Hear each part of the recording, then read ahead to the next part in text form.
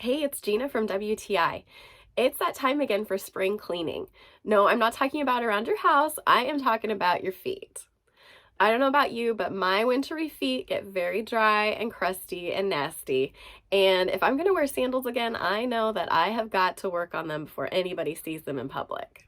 I knew this Own Harmony callus remover was a winner when my husband said that it's like I had new feet when he saw how good they looked after I used it. I love how simple this is to use. When I've used manual callus removers in the past, I find it to be really labor intensive, and I'm always scared that I'm going to gouge too far into the callus and hurt myself. That is not possible with this automatic sander.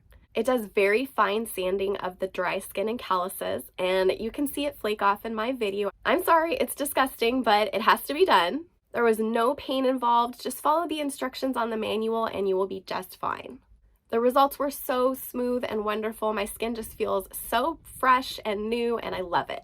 After you're done sanding your feet, you can just simply remove the roller and rinse it off, or wipe it down to remove the dead skin cells. I couldn't be happier with the results from this Own Harmony callus remover. I am definitely going to be using it every time my feet need it. I highly recommend it, and that's my point of view.